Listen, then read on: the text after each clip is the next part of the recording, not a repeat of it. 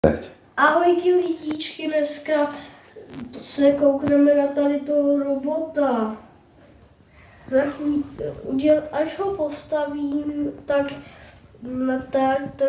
natočím, jo? Takže koukneme se na obrázky. Tak jo, tady je ten robot.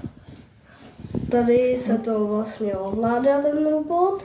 Tady jsou další, co můžeš postavit. A tady se teď koukneme teda z tady té strany, tady je jeho obličej. Tady ze zadu je očíčka nějaká. A tady může mít brýle a může možná i zpívat. Tohle z něj jde postavit, tak se koukneme na další stranu. Tady je něco, co nevím, co je, ale tak si koukneme, kolik má kostiček. Tak jo.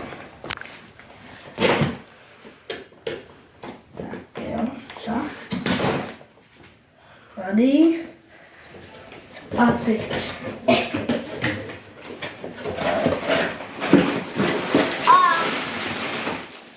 To je dost kostiček. Kolik je tady balíčků? Takže tady jednička jede. A se koukneme na jedničky, kde je dvojka. Tak tady to je jednička, tady je dvojka. Trojka jede. Hej. Tady je trojka, tady je čtyřka, tady je pětka,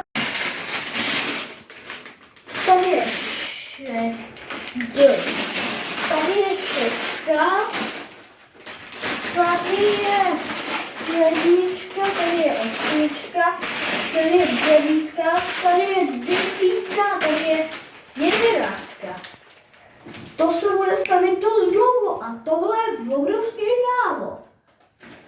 Takhle obrovský návod jsem nikdy neviděl. Teda je to vůbec návod?